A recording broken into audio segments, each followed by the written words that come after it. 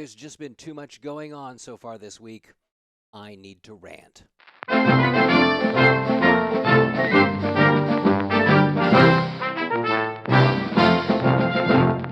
Let's start with the most important issue that's vital to the accreditation of NIC. Who pulled the fire alarm? Article in the Kootenai Press on Tuesday. No charges for false alarm at NIC. So here's the deal. And a lot of the far-right nutbags don't get this, but we still have rights in this country, and one of those rights is to due process. And while they think that Dr. Borenpaul was the one who threw the switch, I don't think so. I thought at the time because she was out of the room. She'd left the room, which you can see in this video. She looks around, and then she gets up and leaves. And then all of a sudden, the alarm goes off. But there's no evidence, and you can't prosecute a case in this country, at least until the right wing takes over. Until that happens, you need evidence. And they had a footprint that looks like this. This isn't really the footprint, but you don't see in the actual footprint that NIC Rent-A-Cop submitted, there was no ruler next to it. There was no wide shot to show that it was actually outside the building. There was no shot of any other footprints, so it was basically lame evidence that would have been tossed out of court.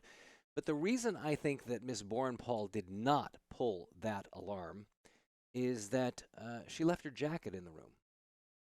And I think if it was really her intention to leave, pull an alarm, and then walk all the way around all the buildings, she probably would have taken her jacket, but she didn't. And this is so unimportant, but they'll keep playing with it because they have nothing. As I predicted in the paper today, Lakeland School District will move away from NIC dual enrollment. Lakeland Joint School District board members decided Monday to begin exploring dual credit options other than North Idaho College and have a new plan in place for district students by the fall. And Post Falls and Coeur d'Alene School District will be next. Next up, NIC loses in court. Good old Fart Macomer, boy, he keeps raking in the money. Gotta tell you, from the Coeur d'Alene Press, again, down here, NIC attorney withdraws from Swain lawsuit. The attorney representing North Idaho College in the lawsuit levied by President Nick Swain has filed a motion to withdraw as counsel, citing irreconcilable breakup of the attorney-client relationship.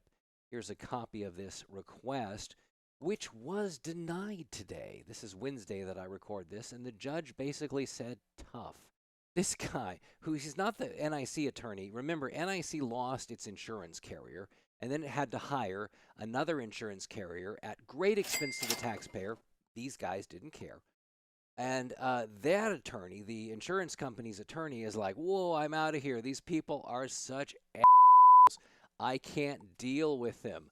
I want out. And today the judge said, nope, we're going to hear this later. You can't bail because we want to hear Nick Swain's suit, which is next Friday. And if the guy actually bailed, then Nick Swain's lawsuit would have to be postponed. So the judge said no. What would cause someone to use that language? Let me read it again. Irreconcilable breakdown of the attorney-client relationship. I mean, are these guys really that big of jerks?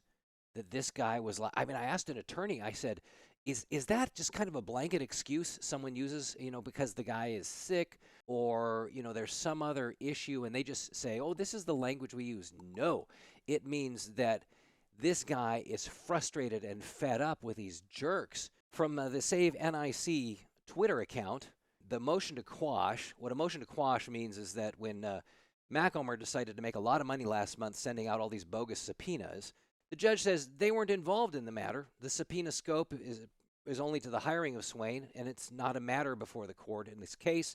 The requests are unreasonable, oppressive, and unduly burdensome and overly broad.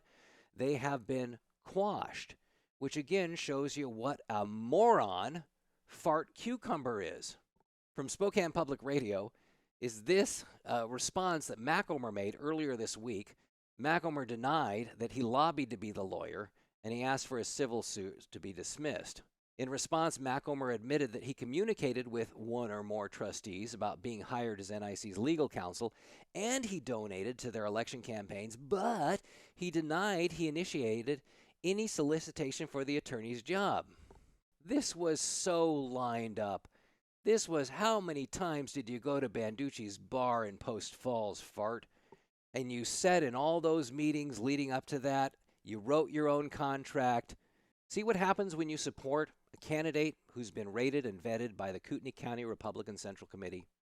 Same process is going on now for the highway districts, library districts, school districts, city councils in the fall.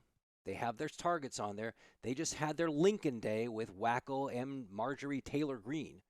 And they've probably raised a couple $100,000 that they're going to use to put Banducci's and McKinsey's and Macomers on every elected board in the county. NIC is the poster child. That's their framed show hanging on the wall, and they own it. And you as a voter have to be very careful who you vote for. When you get the little card, don't vote for any of them. And I'm going to keep pounding this home until the fall.